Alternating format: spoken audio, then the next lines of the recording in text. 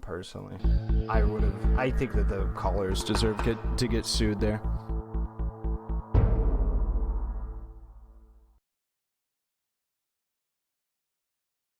All the grades Welcome would be to Audit on the Audit. I don't know what that where is. we sort out the who and what just about any occasion. In fact, it has been widely reported.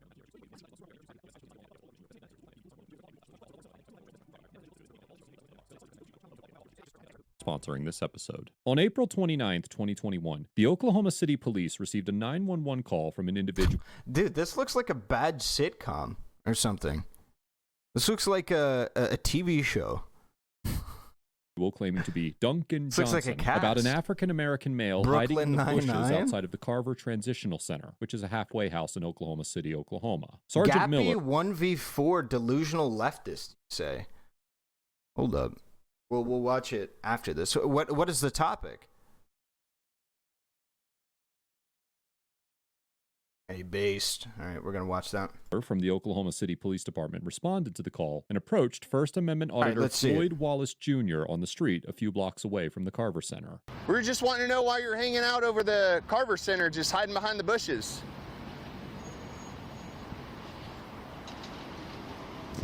Can you show me your hand, man? Yo, chill. I got a taser Chill. right here. Chill. Chill. Okay.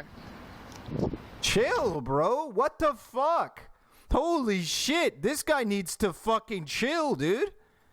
Jesus Christ. He's walking up to an officer with his hand behind his back like that? Chill, bro. Show me your hand. With the... Dude, what the Show me your hand, buddy. Jesus Christ. You got ID on you? Is this guy doing suicide by cop? Is that what he's doing? Go away. Go away. Why are you bugging the folks over there? Go away. Azerwind, how you been, brother? Go away. Well, I'm trying to figure out what's going on, man. You got your info on you? You got an ID? Go away. I don't have to go away. Good meeting. I'm here to investigate an incident, dude. The sergeant asks Mr. Wallace to provide identification several times, and Mr. Wallace responds by repeatedly telling the officer to go away. Based on the totality of the circumstances, including the information provided in the 911 call and the officer's observations of Mr. Wallace's somewhat bizarre behavior, the officer likely had reasonable suspicion to detain Mr. Wallace to investigate the situation. Mr. Wallace matched the description provided in the 911 call, and although crouching behind bushes outside a halfway house is not a crime, it is certainly suspicious behavior that could lead the officer to believe criminal activity, such as hiding contraband for a resident of the Carver Center to pick up, was potentially occurring. Additionally, Mr. Wallace's proximity to the correctional facility Homer in could the be bush? another That's what it factor looks like. contributing to the officer's legal authority to detain and investigate him. As the Supreme Court explained in the 2000 case of Illinois versus Wardlow, quote, "An individual's presence in an area of expected criminal activity, standing alone, is not enough to support a reasonable, particularized suspicion that the person is committing a crime. But officers are not required to ignore the relevant characteristics of a location in determining whether the circumstances are sufficiently suspicious to warrant further investigation." The court also determined in the Wardlow case that, quote, "In reviewing the propriety of an officer's conduct, we cannot reasonably demand scientific certainty from judges or law enforcement officers where none exists. Thus, the determination of reasonable suspicion must be based on common sense judgments and inferences about human behavior. In allowing such detentions, Terry accepts the risk that officers may stop innocent people. If the officer does not learn facts rising to the level of probable cause, the individual must be allowed to go on his way." Given these considerations, it is likely a court would find that Sergeant Miller had reasonable suspicion to detain Mr. Wallace while investigating the allegations in the 911 call. However, even if the sergeant didn't have reasonable suspicion, it's important to bear in mind that he would be within his authority to stand on the sidewalk and observe Mr. Wallace, or attempt to engage him in a consensual encounter nonetheless. Consensual encounter. Go Gotcha! away, dude. I'm here to see why you're hiding behind the bushes. I didn't get you. I didn't touch you. Huh? I just told you too many times to go away. Too many times, dude. Go away. Keep your hands out of your pockets, bud. I told you too many times to go away. Keep your Dude, hands out of your stop. pockets. Sometimes it's gonna Get your hand in your pocket, Yeah, man. this guy 100% is like doing the any percent for like suicide by a cop. Jesus Christ. He's like, I told you to mind your own business. And he's fucking reaching into his goddamn pocket. Like, Jesus Christ, man. Dude, in a parallel reality, I straight up think this cop would be shot. I straight up think that's true. Like, this cop is giving him quite a bit of leeway to work with here. Quite a bit of leeway. If this guy has a gun and he could have just fucking gotten got at this point. Like, Jesus Christ. Your hands are cold. Dude, the dude sounds aggressive. Like, dude, you need to get away from me. Learn to mind your own business. Reaching into his fucking pocket, fucking hard staring down this cop, dude. Point is, I've seen 5 different videos, cops getting shot and killed like this. I've seen 5 different videos myself of this exact thing happening, then the cop getting shot. I've seen 5 different fucking videos, man. Jesus Christ. And YouTube videos are evidence. No, but it's like, dude, this shit is scary. I wouldn't play around with this shit. The 72-degree weather. Okay, no, I've got a medical condition. Do you need an ambulance? I need to go Would you actually You mean blame go- the cop if he shot him? Yeah, 100% I'd blame him. He shouldn't shoot him. The cop shouldn't shoot him. Or are you talking about if the dude shot the cop, would I blame the cop? Is that what you're talking about? I'm sorry, maybe I went full weird mode on that. Yeah, if the cop shot him, the cop should not shoot him right now.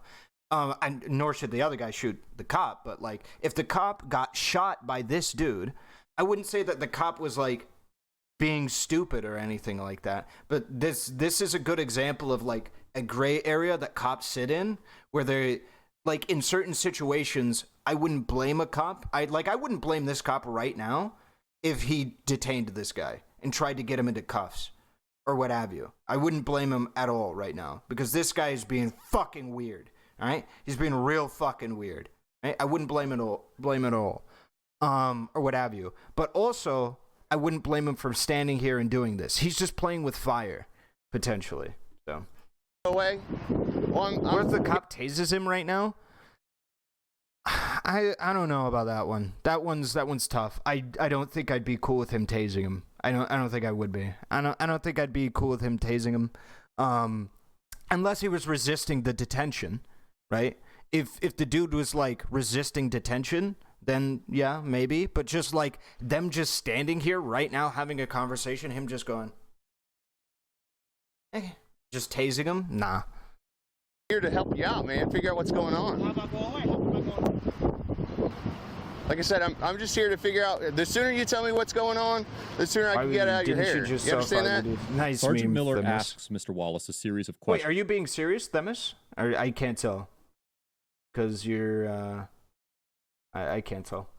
And Mr. Wallace remained silent. In the 2013 case of Salinas versus Texas, the Supreme Court concluded that an individual who simply refused to answer questions by saying nothing had not invoked his right to remain silent because, quote, a suspect who stands mute has not done enough to put police on notice that he is relying on his Fifth Amendment privilege. The court also stated that, quote, So that's a good lesson for people, right? If you intend to exercise your Fifth Amendment right, state that you're exercising your Fifth Amendment right. Don't just assume that not answering questions is enough to do it. You have to invoke it. the Fifth Amendment does not establish an unqualified right to remain silent, and allowed the suspect's silence when asked whether a ballistics test would show that the shell casings found at the crime scene would match his shotgun to be used as evidence that he was guilty because he did not explicitly invoke his right to remain silent. Throughout his interaction with the officer, Mr. Wallace also engaged in passive-aggressive body language and gestures and blatantly attempted to appear threatening. In the 1972 case of Adams versus Williams, the Supreme Court explained that, quote, the policeman making a reasonable investigatory stop should not be denied the opportunity to protect himself from attack by a hostile suspect. When an officer is justified in believing that the individual whose suspicious behavior he is investigating at close range is armed and presently dangerous to the officer or to others, he may conduct a limited protective search for concealed weapons. So long as the officer is entitled to make a forcible stop and has reason to believe that the suspect is armed and dangerous, he may conduct a weapon search limited in scope to this protective purpose. Applying this legal standard, the court would likely conclude that Mr. Wallace's behavior Do would allow visitors have Sergeant any Miller concept? You're talking about like people from other countries? I'm pretty sure, yeah. to conduct Can non-U.S. citizens use the Fifth Amendment right while interacting with cops? I'm pretty sure so. I'm pretty sure you can. I don't know. I mean, this is simple Google, right? protective frisk for his own safety. Can you take your hand out of your pocket? No? Okay. You got any mental health issues that we should know? I mean, this cop is pretty cool. He's talking about mental health shit, too, just in case. I don't understand why you're trying to, like, be so sneaky by putting your hands in your pocket. Can you plead the Fifth Amendment if you are not a U.S. citizen? Short answer is yes. Per the 14th Amendment, no state shall make or enforce any law which shall abridge the privileges or immunities of citizens of the United States, nor shall any state deprive any person of life, liberty, or property without due process of the law, nor deny to any person within its jurisdiction the equal protections of the law. So I guess presumably it's supposed to be that, like, you are a person within the jurisdiction of the United States, that you be afforded the protections under the law. Most of the U.S. Constitution applies to people under the jurisdiction of the United States, whether or not you are a U.S. citizen. This includes foreign visitors, legal permanent residents, green card holders, and undocumented aliens. It's trying to make me on edge, brother. I don't understand. I told you to go away. Well, I don't have to go away. I'm here to investigate. I'm not a lawyer, though. I read that from somebody who claimed to be a lawyer, but I don't know. Get something. You guys to go away multiple times. You have your ID Walk with you? up behind me. You have your ID with you? Don't walk up behind me. Hey, you got your ID with you? Why are you hanging out over here? Don't walk up behind me. I done told you guys to go away. Stay in my range. Your range is a bit weird. Ready to dank. Do we have any charges? No, he was just hanging over there, hiding behind the buildings. So he just needs to leave the property. Right. Okay. So we got to call him. We got a trespassing complaint. Right. So where are you going? He doesn't want to answer any questions. Yeah, this is definitely lowering the cops' rating right now. I don't think the guy is on a private property anymore, so technically all they have to do is say, hey, just don't go back on that private property, otherwise we're going to have to come back. You were trespassing. All right, we got to call you're trespassing, and then they can just leave. Dude straight up has a death wish? Yeah, this dude is acting fucking weird. I think he's 100% baiting it. I think he's baiting the cops for sure, but I think that the cops can leave. Behind you, bro. Do you have any weapons? Why do you keep reaching behind you, grabbing for stuff, man? Jesus Christ, man.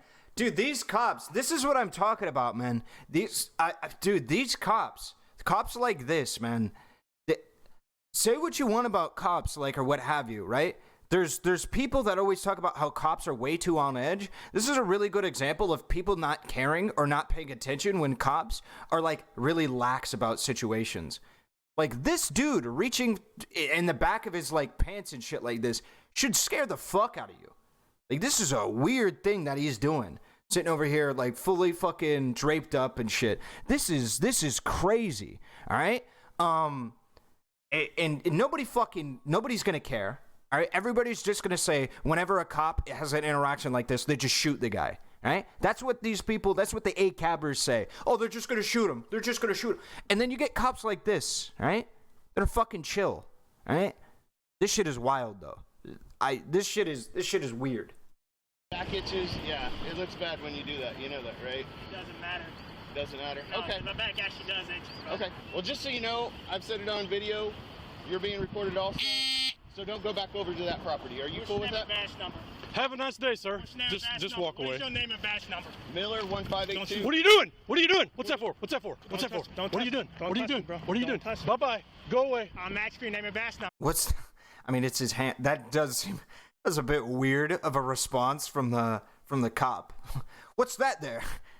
Just his hand? But yeah, I know that was kind of weird, but it was weird how the dude came up on this cop. I genuinely think that this. Look at this, dude. He's like squaring up with the cop right now. Like, dude, just chill. What are you doing? What are you doing? What's that for? What's that for? What's that for? What are you doing? What are you doing? What are you doing? Bye-bye. Dude, he's straight up acting like this is. Don't touch me, bro. Yo, bro, don't touch me, bro. Yo, don't touch me, bro. Like, dude, they're a fucking cop, bro. Chill. Go away. I'm asking for your name and badge number. We don't have to give that. Bye-bye. He probably should, though. What are you doing? Back off. Dude, what is this? What are you doing, man? What is this? This is weird. It looks like he wants to swing on them. It does. Like, honest, it does. It looks like he's ready to swing. Like, what are you doing, man? Go in your car. Back off. I'm escorting. Sergeant Forbes shoves Mr. Wallace to the ground, places him into handcuffs, and proceeds to accuse Mr. Wallace of attempting to assault him. Section 21-641 of the Oklahoma statutes defines assault as, quote, any willful and unlawful attempt or offer with force or violence to do a corporal hurt to another. In the 2016 case of United States versus Mitchell, the 10th Circuit Court of Appeals explained that Oklahoma law allows individuals to be convicted of assault. He fucking threw it? Yeah, he was in the driver's seat really hard here. He was definitely in A territory, and then, you know, yeah, it's when they threaten imminent battery with an overt action that is more than mere words. Given this definition, a court could conclude that Mr. Wallace's conduct in walking toward the officer and raising his hand constituted an assault, and the officer clearly interpreted his behavior as the precursor to an attack, even if that was not Mr. Wallace's intent. In the 2010 case of Morales versus City of Oklahoma, the Oklahoma Supreme... I feel like this guy is trying to be annoying to cops. I feel like this guy is straight up like borderline suicide by cop. I think this guy is getting as close as you can while being like unarmed. Like, this guy is fucking crazy. But I'm being a bit dramatic. But I think people know to a degree why. But anyway, the dude is fucking. I've yet to see anything that rises to the level of assault. You know, there hasn't been assault. There's definitely been intimidation. That's for certain, right? Intimidation has definitely occurred, but in good faith, I don't think anybody could say this has been assault. Court described the Oklahoma City Police Department's use of force policies, which are set out in its operations manual, stating that, quote, the manual instructs officers to use only such force as is reasonable and necessary. The cop's feelings were hurt, though? I don't think it has to do with his feelings. Including such force as is reasonably necessary to effect a lawful arrest and prevent the escape of a person lawfully arrested. I think the level of threatening behavior that this person can do constitutes assault. Remember, assault doesn't necessarily mean physical stuff. That's battery. I don't think that... Okay, maybe I'm not doing the legal terms right. I don't claim to be a lawyer or whatever. I think the colloquial sense of what assault is, this guy hasn't done it. And I don't mean just like physically throwing hands, because obviously, like if you throw hands and somebody dodges it, right, that's still, like, you can argue that's assault. Now, if he like was pushing his chest up against him, like really getting up on him, you could argue that's assault as well, not just like beating the shit out of him or what have you. But like, I feel like the most that this other dude has done is made the cops like reasonably feel unsafe and get up in their face. I don't think either one of those things are assault. Manual defines reasonably necessary force as force used when all other reasonable means to accomplish the desired action. No. Okay. Spiros, I'm not saying that the cop was out of line for pushing him. Depends on how hard he pushed him. But I'm not saying the cop is out of line for pushing him. What I'm saying is the cop is out of line for saying that it's assault. At least based on my understanding of assault. Have been exhausted or would clearly be ineffective under the circumstances. Assault can be threatening words or gestures. Is that true? I thought, like, it depends on the threatening word or gesture. I think for, like, assault, it can be, like, threats of, like, bodily harm, but not, like, me doing this.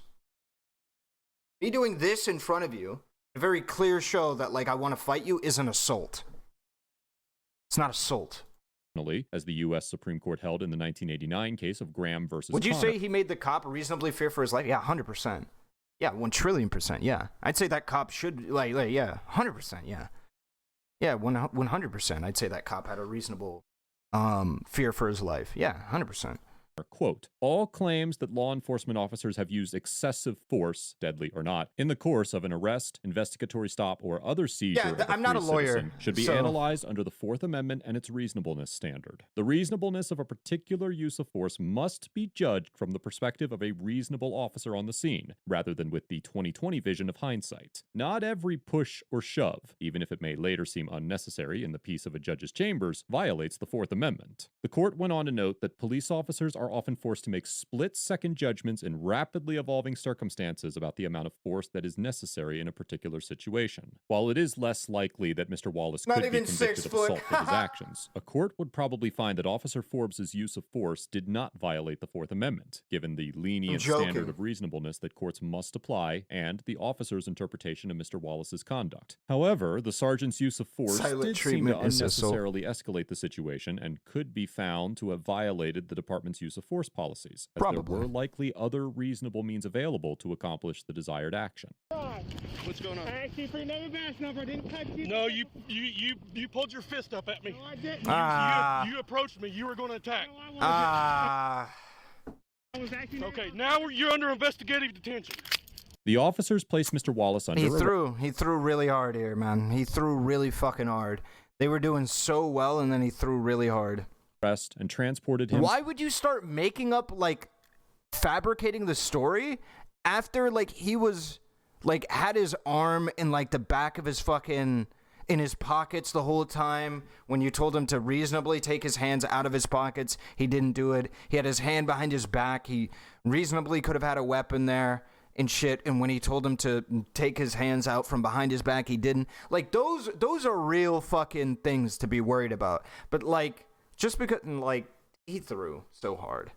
To the Oklahoma County Detention Center, where he was held until 1 a.m. the next day. Mr. Wallace was charged with one Yeah, he might have misspoke. That's fair. count of interfering or obstructing by disobeying a lawful command. On May 5th, 2021, additional charges were filed against Mr. Wallace, as well as local auditors Timothy Harper and Patrick Roth. The new charges included 1 count of falsely reporting a crime and 1 count of conspiracy. In an affidavit filed along with the charging document, Detective Thomas Van Nort of the Oklahoma City PD alleged that Mr. Wallace conspired with Mr. Harp and Mr. Roth to make a false 911 call and then recorded the scene with their cell phones to post on social media. Detective Van Nort claims that Mr. Harper made the 911 call from Mr. Roth's phone knowing that there was no criminal activity in order to create a police interaction to audit. As of the writing of this episode, the charges are still pending. Overall, Sergeant Miller gets an A+, for remaining within the bounds of his authority throughout the interaction, maintaining a calm and collected demeanor, and for making a legitimate effort to investigate Mr. Wallace's conduct as peacefully as possible. Mr. Wallace offered Sergeant Miller several opportunities to overreact to his gestures, and the sergeant would have been within his authority to handcuff Mr. Wallace at any time. Instead, the sergeant made several attempts to engage with Mr. Wallace and actively worked to de-escalate the situation. Sergeant Miller didn't see the actual altercation that took place between Mr. Wallace and Sergeant Forbes, and based on Mr. Wallace's conduct up until that point, it would be reasonable for Sergeant Miller to assume that Mr. Wallace had legitimately committed a crime and was being lawfully arrested. As mentioned earlier, if Mr. Wallace had approached Sergeant Forbes in a blatantly threatening manner, then he would be subject to detainment and arrest. And because Sergeant Miller had his back turned when the altercation took place, he likely assumed that Mr. Wallace had done something to constitute a violation. I commend Sergeant Miller for handling this encounter with patience and professionalism. Sergeant Forbes gets an F for maintaining a hostile and confrontational attitude throughout the interaction, failing to employ any measure of de-escalation, and for escalating the encounter. I'm not going to lie to you. I don't know exactly how appropriate this rating is,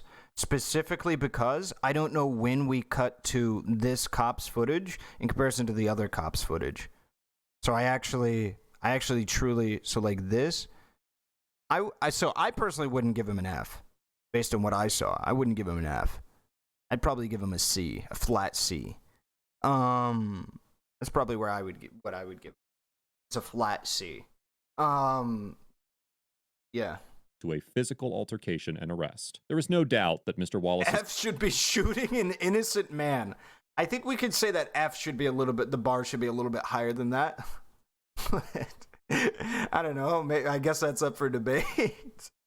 Conduct largely contributed to the escalation of this encounter, but Sergeant Forbes' intervention into the dialogue between Mr. Wallace and Sergeant Miller also negatively impacted this interaction's outcome. The doctrine of reasonableness often blurs the line between subject and My objective. question is, what else could an officer do to de-escalate with somebody like that pushing their ground? So yeah, so like there's a dude walking up on you, like trying to get up on you, right? When you're trying to go back to your car, you can't turn around, turn your back to them because you very well could get fucked by that. I think that when he's up on you, I would have probably just like tried to arrest him or detain him at that point, rather than just like pushing him to the ground and then saying that he like tried to assault you. I think I would just detain him for like my safety and then try and let him go and then like get him off. But apparently the dude has a history of agitating the police for his auditing, he's allegedly, and in I think 2 different instances, was accounted or charged for eliciting reactions amongst the police. So. Interpretation in regards to police interactions. YouTube should shut down that channel. Unironically, yeah, I think they should. If what he said, if I remember what he said properly, which is that he had charges against him for agitating the police into reactions for his YouTube channel for YouTube content, unironically like harassing police officers and trying to get a reaction out of them for clout. Yeah, you should have your YouTube channel taken down for that. Yeah, I think so. Some encounters offer clearly definable tenets to build legal precedents upon. Do you have RS? What is RS? Not reasonable cause. What? I don't know what RS is. Others are not so easily translated into a neat set of rules that can be universally referred to. The courts are often tasked with balancing the subjective... reasonable suspicion. Yeah, I would say so. I'd say you're running up on him. I'd say you're sus. I'd say you're running up on him. I don't know legally. I'm not a lawyer. I have no fucking clue. All I know is the guy wasn't taking his hands out of his pockets consistently, wasn't taking his hand out from behind him consistently, getting rather aggressive with the police, literally walking up in the face of police officers. I think you could have had reasonable suspicion for an altercation potentially breaking out that could warrant detention. But that's me. Perceptions of the parties involved with the known objective facts of the encounter, and rendering an opinion that considers uncontrollably subjective factors such as perceived intent and threat assessment. Courts offer considerable leniency to police officers and their trained perception, and as mentioned before, it is entirely possible that a court would consider the sergeant's conduct reasonable. All that said, it did not appear that Mr. Wallace presented a physical danger to the sergeant in the moment that he decided to shove Mr. Wallace to the ground. But whether or not the sergeant's threat assessment... I'm not sure I agree with that. Now, did it constitute assault? No, but there was absolutely a threat of a physical altercation there. I think there was absolutely a threat of a physical altercation. I kind of take a similar thing to the Kyle Rittenhouse situation, where it's like, if you're a person who knows that the person running up, like you're running up on somebody and you're trying to punch or like get up in the face of somebody who has a gun, right? In the case of Kyle Rittenhouse, you have to be undergoing some kind of thought process that is not like just like, hey, I'm going to get up in this guy's face. You are knowingly getting up on somebody who has very limited options. You are limiting that person's scope of ability to what they're capable of doing. If I am within a foot of a police officer, I can pull their gun, I can pull their taser, and I've seen this happen. I think we've all seen it happen. There's a couple instances that are very renowned that we've seen people do this, right? Where like somebody will be right 1 foot away from somebody and they'll pull the cop's gun, right? Like this is all capable of being done in this range.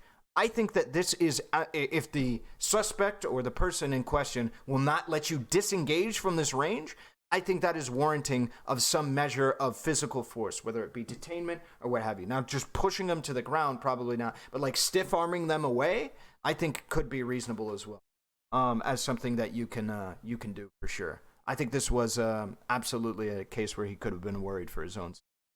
Of Mr. Wallace was accurate. In a different world, that guy would be stabbed. The other cop would have stabbed the other cop in the guts. I don't understand this score. Rice, I agree with you. If this is, in my opinion, the definition of a post hoc or like a hindsight move. I think this is hindsight. 1,000,000,000%. I think this is a hindsight. Like this guy could have just fucking stabbed him, and it could have been like fucking over because they gave him so many chances. He could have stabbed him and just moved on with his fucking shit, or pulled the gun and done other shit. And then I guarantee you this F rating would not be an F rating. I think it's all hindsight shit here. I think if you look at it in the probabilities of what was happening, I think that this guy gets maybe a mid C. I could deal with a C minus. Or what have you. I could deal with a C minus. Now, again, chat's grading system is different than mine. If you guys agree with it being like a 75% at C, then my grading is going to be different. I see a C as a 50. You know, the 50 out of the shit. So I could see a C, C minus. But another subject entirely, and I'll leave that for you all to discuss in the comments below. Mr. Wallace 50, yeah. also gets an F. There you go. At least we got an F for this. I'd say that this guy doesn't deserve an F. I think that this guy should be like reprimanded. Like this guy is something else, right? This guy actively makes his community less safe. Period. This individual actively makes the community less safe. He is harassing police officers, making their lives more terrible, stressing them out, and putting them into a mindset where they need to fear every single citizen inside of the area just for YouTube clout, okay? This guy gets the worst rating, all right? For using suggestible body language in an attempt to intimidate and provoke the officers, demonstrating a fundamental misunderstanding of reasonable suspicion, and for engaging the officers with an antagonistic and hateful... This instance, I would say, is proof enough of my claim on that. Attitude. Every aspect of Mr. Wallace's conduct was designed to exacerbate the hostility of this encounter, and it is extremely difficult to categorize this type of conduct as First Amendment auditing. Whether you consider auditing a form of protest or a form of journalism, nothing Mr. Wallace did in this interaction served to further the cause of constitutional awareness or police accountability, and this encounter highlights the importance of wielding your rights effectively and responsibly. If Mr. Wallace had approached anyone in the manner that he approached Sergeant Forbes, he likely would have received the very same treatment. And although that does not necessarily excuse Sergeant Forbes' conduct, it does demonstrate that Mr. Wallace was not an innocent victim of police misconduct. The affidavit filed by Detective Van Nort notes that the 911 call was... I want to hear what this guy thinks the cop should have done, because he gave him an F. An F. Okay? The worst rating you can get. This is the same rating that you get if you literally like kick the suspect's head into the fucking ground. Okay? So like he gave him the worst rating, right? Possible. What should the cop have done in Audit the Audit's mind? Traced to a geolocation that placed the caller in the same parking lot that Mr. Harper and Mr. Roth were near when the officers arrived on the scene, and the phone number used to make the call was associated with Mr. Roth's phone. If the allegations of the affidavit are true, then it will be difficult to prove that this interaction was a legitimate exercise of rights and not a calculated conspiracy to generate content.